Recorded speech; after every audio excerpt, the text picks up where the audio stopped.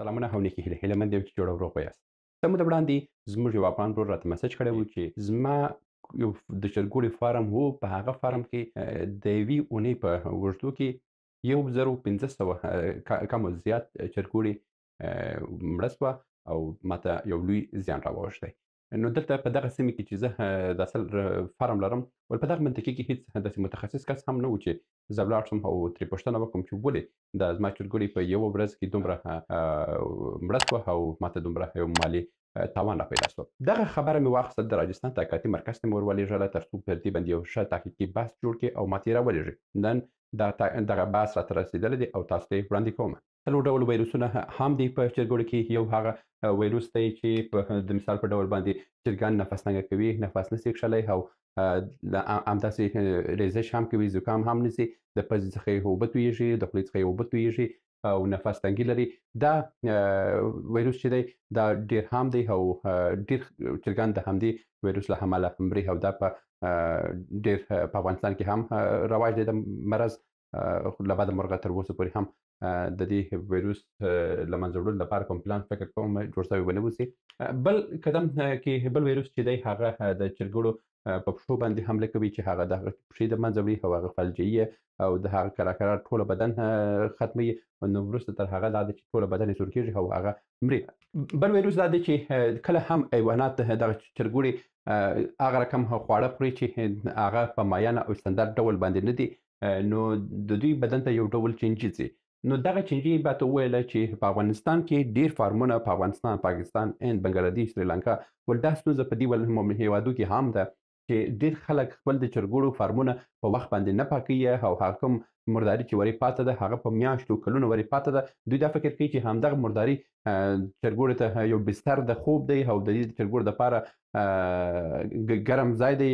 نو له همدې امله ول دغه مرداریانو کې یو رقم چینجي پیدا کېږي چې هغه چینجي بیرته چې یو څه لویان سي چرګوړي یې خوري چې هغه چینجیو څخه لوی مرض پیدا کېږي او ډېر مارغان چې دي، چرګان چې دي د همدې مرض له امله مري، ځکه چې د دې کولمې ته چې دا چینجي ځي د دې کولمې د هغوی د هضمیت توان نه لري. نو هغه دی چې د دوی کولمو کې عین لکه د انسان د معدې سرطان غوندې چې جوړېږي په هماغه ډول باندې یو ستونزه د دوی په معدو کې د دوی په کولمو کې جوړوي او له همدې امله دی چې چرګ وزن کمیږي او آهسته آهسته له منځه ځي.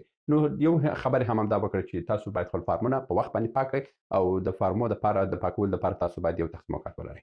بله خبره دا ده چې ول ډېر کسان په افغانستان، پاکستان، هند، بنګلادیش، سریلانکا کې چې دا خلک بیکاره دي، دوی ځي په فارمونو کې میلې کوي، خپل وخت په فارمونو کې تېروي.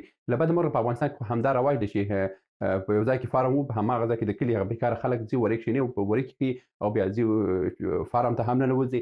له همدې امله ول چې ډېر انسانان خپل د ځانه سره مرض راوړي او همدا مرض باعث کېږي چې چرګانو ته انتقال سي او چرګان له منځه وړي. بله خبره همدا ده چې یوازې دا د بیکاره خلکو خبره نه ده چې کله هم تاسو مشتریان راوړئ چې د چرګوړي ورباندې خرڅ کوئ، په هېڅ ډول باندې خپل مشتري فارم ته مه راوئ. د فارم دپاره یو جلا برخه تعیین کړئ چې هغه دې د یوې اونۍ دپاره ورې پاته سي، چې کله بل کس راځي هغه دپاره باید یو حمام جوړ کړئ چې هغه حمام وکړي. حمام یې چې وکړي لاسونه ټوله بدن پاک سو، بیا وروسته هغه دې فارم ته ولاړ شي. د هغه جامې لا بدلې کړئ چې کله یو کس د بیرون څخه راځي او دوی غواړي چې په فارم کې ننوځي، دغه خبره تاسو باید په یاد کې وساتئ چې د هغه دپاره جلا جامې باید په فارم کې تاسو ولرئ. د هغه دپاره یو حمام ولرئ چې هغه خپل بدن ټوله پرېوي او وګورئ که هغه یو ناروغي درلود په هېڅ عنوان باندې هغه فارم ته مه پرېږدئ تر څو چې ناروغي نه ختمېږي، هغه فارم ته مه پرېږدئ. او کوم کسان چې د هغه کورنۍ دي چې په هغه کورنۍ کې مرضي پیدا شوي دي، هغه په فارم کې پاتې شوي دي، هغوی باید په فارم کې پاتې شي تر څو هغه ناروغي په هغه کور کې ختمېږي. نو دا هغه خبرې وي چې د څلورو عمده مرضونو په باره کې د تحقیقاتي مرکز راته وویله چې دغه خبرو ته باید په افغانستان کې پاملرنه وکړئ، ځکه تاسو ډېرتره خلک په میلیونونه افغانۍ پانګونه کړې. د مثال په ډول باندې دغه ورځ چې 1.5 چرګوړي په یوه اونۍ کې له منځه تللي دي، د دې تاوان د چا په غاړه سو؟ خو د هماغه غریب بدبخته چې دغه د فارم یې درلود د هغه په غاړه کې واوړېده. کوم کسان چې ورته تله خپل وخت یې ورسره تېرولو هغه خو اوس دا مسؤلیت په غاړه نه نیسي، هغه ورته وایي چې دا خو الهي ټکه در باندې رااله لاس نور قیمتونه هم پر تړي. نو له همدې امله تاسو ته وایم چې په دغسې موضوعاتو کې چې کله هم یو تجارت کوئ، د تجارت په ډېر رسمي ډول باندې وکړئ، ډېر قوي ډول باندې تجارت وکړئ. داسې مه کوئ چې په تجارت کې هم په هر موضوع کې ریشخند ووایاست، خپل ساعت تېر کړئ، د وخت تېرول پکې وکړئ. نه، هر شی باید په ډېر رسمي ډول باندې وسي. دا یې د مرضونو برخه وه. بله خبره مې همدا وکړه چې مطالعاتي مرکز ما څخه پوښتنه وکړه چې ته باید د هغه کس څخه د هغه د اوبو د ذخیرو تصویرونه راته راواخلې او د هغه د فارم تصویرونه راواخلې، د هغه د محیط تصویرونه راواخلې. له بده مرغه د شخصي ملحوظات په خاطر باندې چې د یو شخصي حریم د هغه کس دی، موږ د هغه تصویرونو نمونې په بل ډول باندې تاسو ته خپروي او په دې برخه کې زه تاسو ته وایم. لومړی مشکل دا دی چې زموږ په افغانستان کې ډېر خلک په فارمونو کې دومره چرګوړي اچوي چې دوی فکر کوي چې بس ژر ژر پیسې پیدا کړو. همدغه یوه ستونزه ده چې کله هم چرګوړي په فارم کې ډېر سي، د دوی د تنفس ستونزه پیدا کېږي، د دوی د خوراک ستونزه پیدا کېږي، د دوی د حرکت ستونزه پیدا کېږي. دغه باعث دی چې کله هم یو چرګوړی په دې منځ کې مړ سو، د یوې ورځې دپاره که هغه چرګوړي د هغه ځای څخه ونه ایستل سي، دغه ټوله ویروس جوړېږي او هغه دا ټوله فارم له منځه وړي. نو ستاسو دپاره لازم همدا ده چې کله هم چې فارمونه جوړوئ، تاسو د فارمونو یو نمونه هم زه تاسو دلته ښیم، خو دا مسلکي نمونه نه ده. تاسو باید د یو وړ شخص سره مشوره وکړئ چې په فارم کې څومره چرګوړي باید موږ پرېږدو، ځکه چې د سپین چرګانو یو خاصیت دی، هغه وطني چرګانو بل خاصیت دی، او یو رقم تاجداره سپین دي د هغوی بل خاصیت دی. د هر نوع چرګوړو دپاره یو فارم به جوړېږي. نو تاسو د هغه کوم چرګوړي چې راوړي د هغه دپاره پلان جوړ کړئ، د هغه په اساس باندې تاسو خپل هغه فارم ته چرګوړي واچوئ. دا د فارمونو نمونه ده چې څه رقم تاسو د یو فارم دپاره څومره شیان ضرورت دی. هغو دپاره پکې ضرورت دی چې د هغه هوا کشي وکړي، د هغو دپاره د ګرمولو او یخولو ضرورت شته چې هغه باید یخ او ګرم یې کړي، او بل د هغو دپاره فلټرونه پکار دی چې دا کوم د کلکینانو دا څه چې ورته کښېنوئ پر دې باندې دوړې رانیسي، په دې ځای کې نور اضافه ویروسونه رانیسي. او همداسې تاسو دغه کوم موضوعات چې په دې یو فارم کې شته دا باید تاسو مراعات کړئ، تر څو چې کله هم یې پانګونه کوئ په صحیح ډول پانګونه وکړئ. دلته یې ویلي چې د 15,000 چرګانو دپاره د 15,000 چرګانو دپاره ستاسو فارم باید حدوداً 80 متره اوږدوالی اوسي او 14 متره یې برب اوسي. دا د 15,000 چرګانو دپاره یې ویلي دي. نو تاسو فرق کوي د چرګوړو هر قسم یو هر چرګوړی چې د ځان یو رقم فارم غواړي. دا تصویر چې تاسو وینئ، تاسو به عجیبه ښکاري چې دا څه شی دی. دا د هغه فارم د اوبو سطل دی. دغه اوبه یې دوی خپل چرګوړي ته ورکوله چې دا فکر کوم په کلونه هم دا ټانکر پاک شوی به نه واوسي.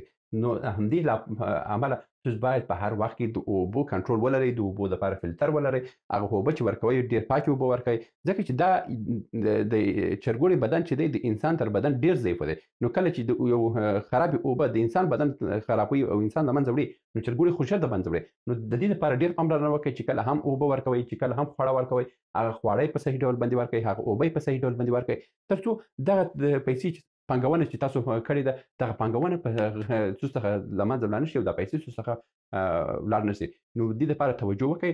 نن دغه د فارم موضوع وه چې دا ورور له بده مرغه باید ووایم چې دا یو کس نه دی. په افغانستان کې همدا ډول په سلګونه او زرګونه کسان دي چې خپل چرګوړي د لاسه ورکړي دي، او ډېر کسان هم چې ژر نشه کوي د همدې عمل نشه کوي چې دوی چرګوړي د لاسه ورکوي.